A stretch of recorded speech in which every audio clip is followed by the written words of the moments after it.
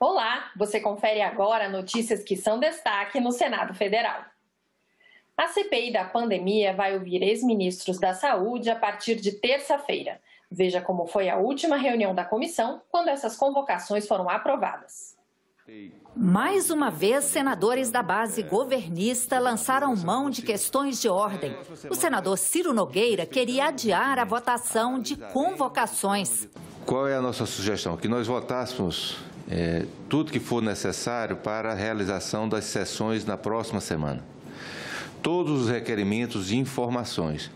Mas no que diz respeito a plano de trabalho e convocação de outras pessoas que não serão ouvidas na próxima semana, nós gostaríamos de mais tempo, uma reunião subsequente, até porque o plano de trabalho foi entregue apenas ontem à noite. O senador Marcos Rogério alegou que a CPI não poderia funcionar a não ser de forma presencial. Isso sem considerar a necessidade de sigilo de alguns depoimentos, bem como da separação de testemunhas. Não há como, sem ser leviano, assegurar que o depoimento desse tipo não acabem sendo vazados, por mais que se busquem garantias tecnológicas. Esses problemas existem mesmo na interação entre os senadores da CPI, fundamental para o bom andamento dos trabalhos, que fica extremamente prejudicada se não for presencial. Ou seja, tudo conduz à impossibilidade da realização da CPI de forma não presencial, se deseja que ela atinja verdadeiramente seus objetivos. Hoje só há uma situação em que se questiona o trabalho remoto da Justiça brasileira, que é a audiência de custódia. Portanto, todo o resto da Justiça brasileira tem funcionado de maneira remota. Portanto, esses argumentos, no momento de pandemia e no momento extraordinário que vivemos, eles não se sustentam. O relator reclamou. Uma evidente obstrução.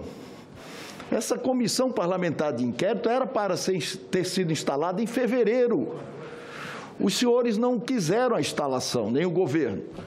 Não quiseram. Nós tivemos que conquistar a instalação no Supremo Tribunal Federal. Ou seja, até para começar nossos trabalhos, hoje nós chegaremos a 400 mil mortos. Antes de qualquer coisa, nós temos que saber o que é que nós podemos fazer, esta comissão parlamentar de inquérito pode fazer, para que a gente atrase esse calendário. Nada de procrastinar, absolutamente. É legítimo, até porque eu não entendo como é que se faz uma acareação tecnologicamente. Vai que o sinal na hora cai, na hora de uma resposta importante. A gente sabe como é que funciona um inquérito. Então, tem certas situações que não tem realmente como você fugir. Essa é uma questão óbvia. Resolvidas as questões de ordem, o relator propôs a votação dos requerimentos com pedidos de informações ao governo e às autoridades sanitárias de Manaus, que ele já tinha apresentado na primeira reunião. Aí teve momentos de tensão. Alguns senadores queriam que fossem aprovados em bloco todos os pedidos de informação e não apenas os apresentados pelo senador Renan Calheiros. O que nós queremos, porque senão eu vou ter que recorrer ao regimento, senador, que talvez tenha sido até produzido pelo senhor, foi o senhor que redigiu esse regimento. O artigo 108, que impede até a votação desses seus requerimentos, porque ele não estava no sistema há 48 horas antes. O que eu quero é que seja votado todos os requerimentos em bloco. O que o senhor quiser destacar para que seja votado separadamente, tudo bem, não tem o menor problema. O senhor destaca, nós votaremos separadamente. Tem que ver se o senhor vai apreciar também os que vieram diretamente do Palácio do Planalto, que a imprensa está divulgando hoje. Nós não podemos votar requerimento para tirar o foco da investigação que nós estamos fazendo. O Brasil não vai perdoar nenhum dos senhores. Senhor presidente, o foco da CPI não pode ser aquele que é dado pelo relator. Os dois requerimentos da CPI, senhor presidente, foram subscritos pelo senador. Não pode ser o que veio do Palácio do Planalto. Os requerimentos apresentados pelo relator foram aprovados e as informações deverão ser encaminhadas à comissão em um prazo de 5 dias úteis.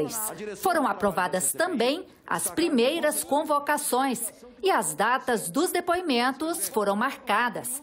Os ex-ministros Henrique Mandetta e Nelson Teich serão ouvidos na terça-feira da semana que vem. Na quarta, será a vez do ministro Eduardo Pazuello falar à comissão. Na quinta, os senadores vão ouvir o atual ministro da Saúde, Marcelo Queiroga, e o presidente da Anvisa, Antônio Barra Torres. Todos falarão à CPI como testemunhas. A convocação do ex-chefe da Secretaria de Comunicação do governo, Fábio Van Garten, foi adiada. A CPI da pandemia aprovou mais de 100 pedidos de informações. Entre os requerimentos aprovados pela CPI da pandemia estão pedidos de informação para o Ministério da Saúde, o Ministério da Economia, a Anvisa, governos estaduais, empresas e outros órgãos. As autoridades citadas têm até 5 dias úteis para encaminhar a documentação. Nós estamos solicitando o inteiro teor dos processos administrativos de contratações e das demais tratativas relacionadas às aquisições de vacina e insumos no âmbito do Ministério da Saúde. Igualmente, estamos requisitando toda a regulamentação feita pelo governo federal no âmbito da Lei 13.979, que trata das medidas de enfrentamento da emergência de saúde pública, especialmente sobre temas como isolamento social, quarentena e proteção de coletividade. Solicitamos também todos os registros de ações e documentos do governo federal relacionados a medicamentos sem eficácia comprovada, tratamentos precoces, inclusive indicados em aplicativos como Tratecov, plataforma desenvolvida pelo Ministério da Saúde.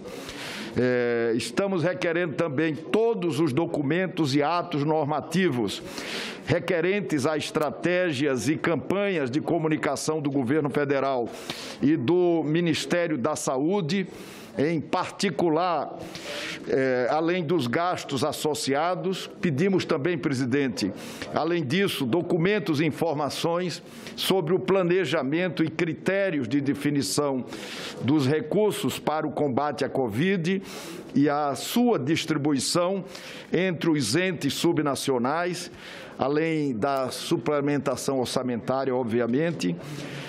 Estamos requerendo também todos os contratos, convênios e demais ajustes da União que resultaram em transferências de recursos orçamentários para estados e capitais.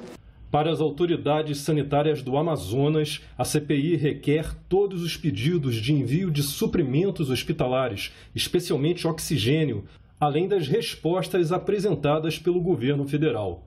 A falta de oxigênio causou diversas mortes nos hospitais daquele estado no início deste ano.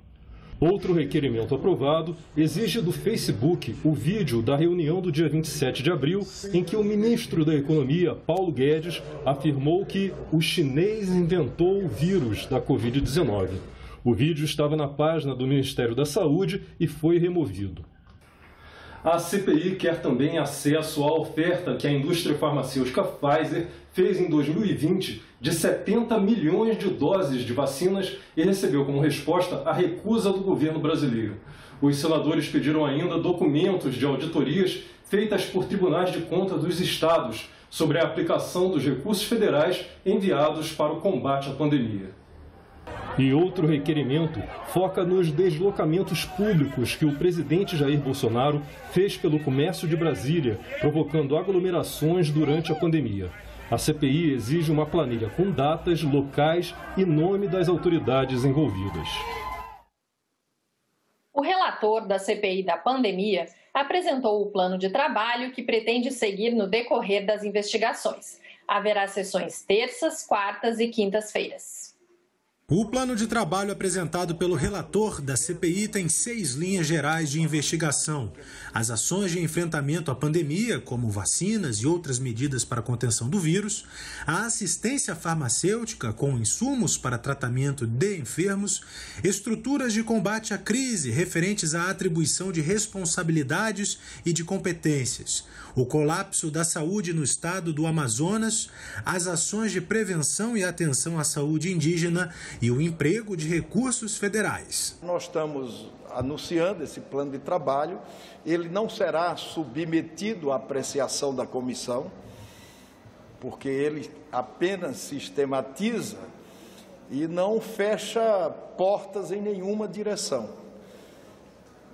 Português claro, é um roteiro para que nós possamos proceder toda essa apuração. Nós não vamos investigar instituições, não vamos investigar pessoas, nós vamos conferir fatos.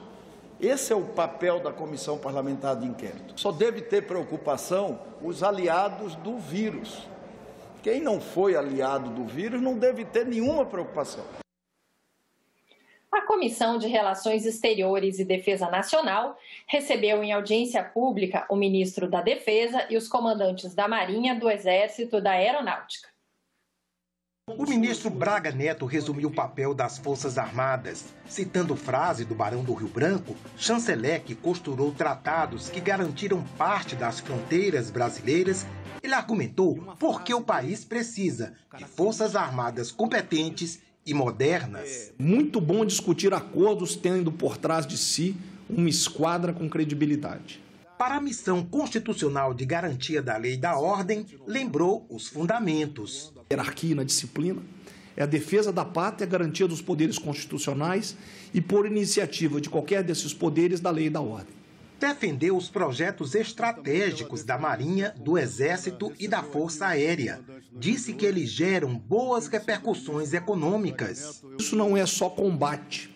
A grande maioria, ou melhor, a maior parte desses projetos, eles têm efeito dual. Eles refletem na economia, como eu vou mostrar para os senhores. Temos o programa nuclear, nós temos a defesa cibernética, que é uma grande preocupação. Nós temos o KC-390, que os senhores vêm voando agora, atuando durante a pandemia. A questão do submarino nuclear, que não é só defesa, Guarani, o Gripen e o Cisfron. Segundo Braga Neto, as Forças Armadas têm potencial de sobra e dinheiro de menos. Capacidade, profissionalismo, tudo isso nós temos. Falta o recurso para implementar. E para quem acha que o país gasta muito com defesa, Braga Neto fez questão de mostrar que não é bem assim. Nós somos o 85º país do mundo, né, em relação ao PIB, a porcentagem do PIB, no investimento de defesa. Na América do Sul, nós somos o 7º país, atrás de Colômbia, Equador, Uruguai, Venezuela, Chile e Bolívia. Depois de Braga Neto, falaram os comandantes das 3 forças. O comandante do Exército falou com orgulho das contribuições que a Força Terrestre tem dado à sociedade brasileira. O apoio à saúde indígena, o apoio à pandemia. Nós estamos há 1 ano e 2 meses nos 10 comandos conjuntos, vivendo diuturnamente o apoio à população brasileira nessa pandemia. A fiscalização de produtos controlados, nas operações Verde Brasil, Ágatas da Vida, no combate aos ilícitos ambientais e fronteiriços, são essas as principais entregas do Exército Brasileiro à sociedade da nossa nação. O plenário virtual do Senado aprovou nesta quinta-feira um projeto de lei que permite que laboratórios brasileiros produzam vacinas e medicamentos com patentes na batalha contra a Covid-19. Para valer, o texto ainda precisa ser aprovado pela Câmara dos Deputados e depois sancionado pelo presidente da República.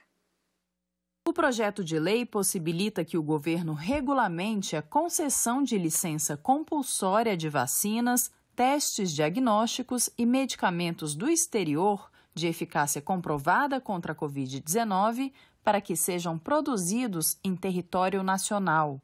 No relatório, o senador Nelsinho Trade diz que o Poder Executivo deve tomar conhecimento com os laboratórios brasileiros sobre que imunizantes ou medicamentos têm condições de ser reproduzidos. A partir daí, os donos das propriedades intelectuais são convocados a fornecer a fórmula.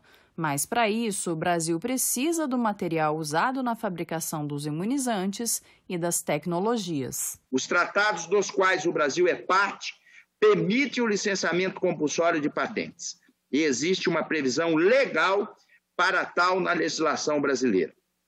Contudo, diante da magnitude da tragédia trazida pela pandemia do coronavírus, essa legislação pode ser aperfeiçoada, de forma a agilizar o licenciamento compulsório dos insumos, medicamentos e vacinas que o nosso país tanto precisa. É estabelecida a obrigatoriedade de o titular da patente ou pedido de patente compartilhar as informações necessárias à sua reprodução, sob pena de nulidade da patente. Patentes são acordos internacionais que o Brasil é signatário. Nós podemos quebrar, mas a transferência dessa intelectualidade, a transferência não vai ser feita. Pelo contrário, o Brasil vai entrar na lista daqueles que não cumprem seus acordos. 2 fabricantes internacionais se recusaram a apresentar aos técnicos brasileiros todo o processo da vacina. A fabricação da vacina russa Sputnik, a Janssen.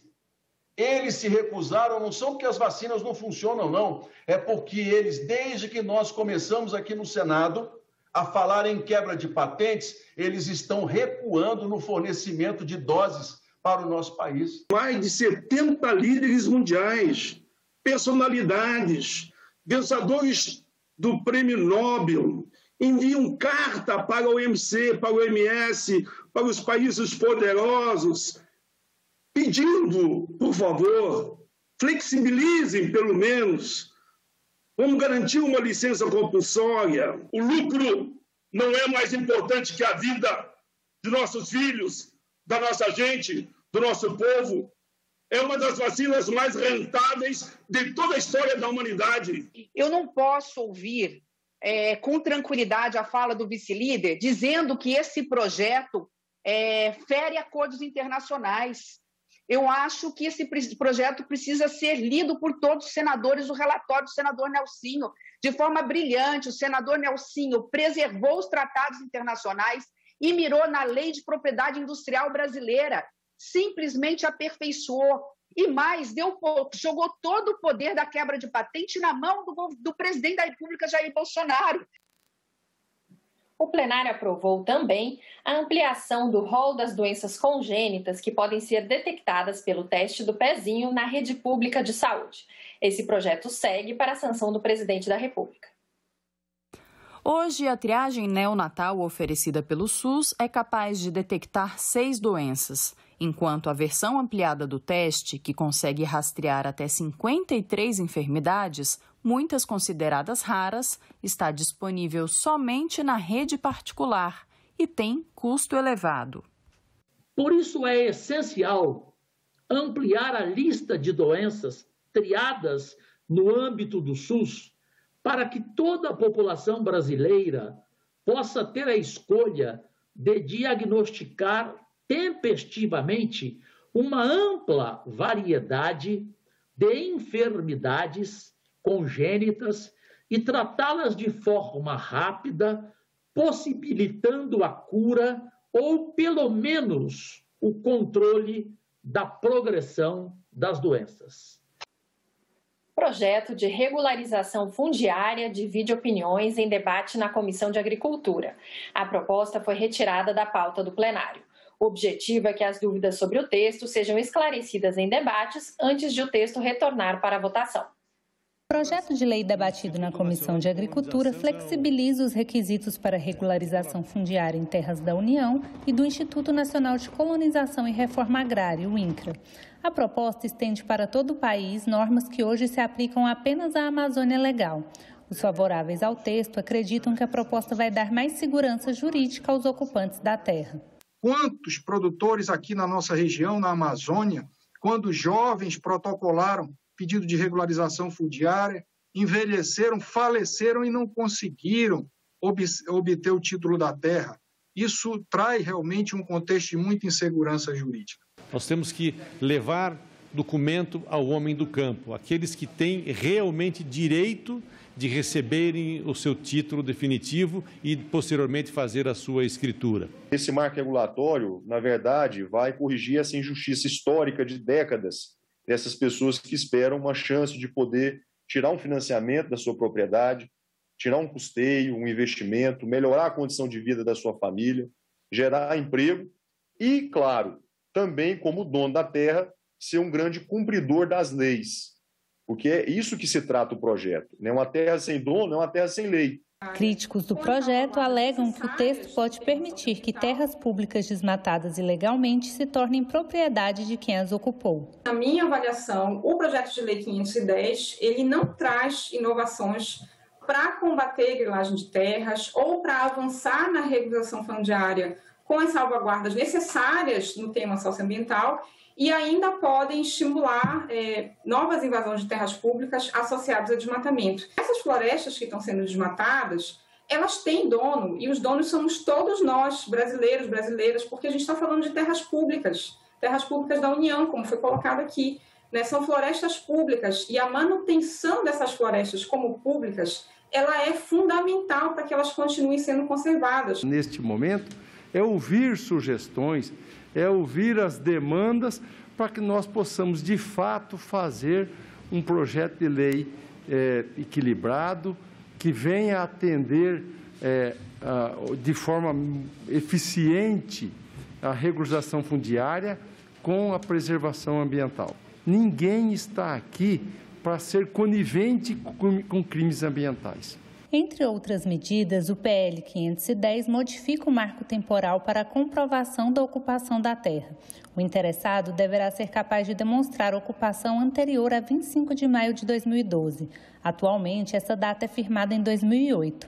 A regra vale para propriedades com até 2.500 hectares. Um projeto dessa magnitude, ele precisa passar por todas as comissões do Senado. Ele não pode ser aprovado de uma hora para outra sem passar pelas comissões, fazer diversas audiências públicas, ouvir todos os segmentos da sociedade. De 24 a 30 de abril, a Organização Mundial da Saúde celebrou a Semana Mundial da Imunização para lembrar a importância das vacinas na vida de todos nós. Mas o cenário em que vivemos é preocupante. Muitas pessoas não estão voltando para tomar a segunda dose da vacina contra o coronavírus. O dia 2 de fevereiro, Maria da Guia não vai esquecer.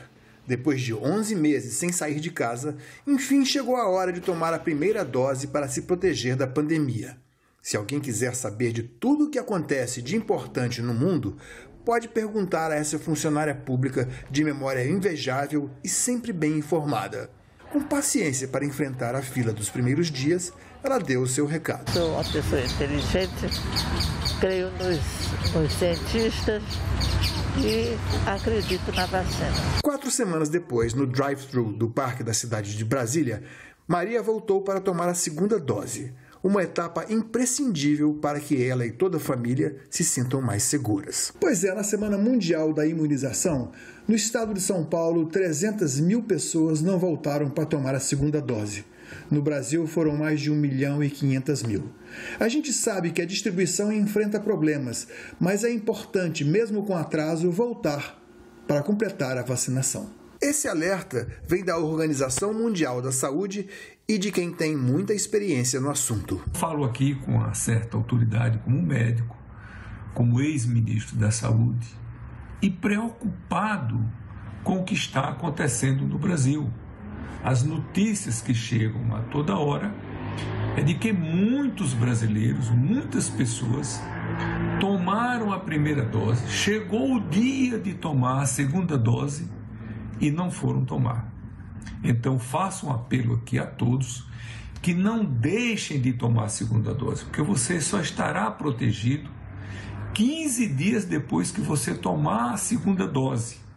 E assim você evita se contaminar, você evita adoecer e você protege as outras pessoas também, não transmitindo a doença para as outras pessoas.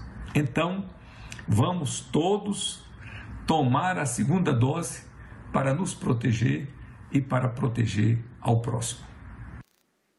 O programa Eco Senado tem estreia neste final de semana. Veja agora os destaques desta edição na coluna Momento Eco, com o jornalista César Mendes. Você sabia que existe um ramo da psicologia que se dedica a estabelecer a relação entre a saúde psíquica dos seres humanos e o contato com a natureza? Trata-se da ecopsicologia, e nós fomos em busca de evidências científicas que comprovam como o meio ambiente íntegro e próximo dos seres humanos pode ser uma importante ferramenta para a prevenção dos distúrbios psíquicos provocados pelo distanciamento social. Nossa percepção sobre como nós reagimos do ponto de vista subjetivo e fisiológico ao contato com a natureza já está muito claro. São pesquisas, um número enorme de pesquisas que vão revelando detalhes de como estar com a natureza é algo muito importante para a saúde física, mas para a saúde mental também. Nós tivemos uma pesquisa em 2015, feita pela Universidade de Stanford, que revelou que estar em contato com árvores regula regiões do cérebro associadas à depressão.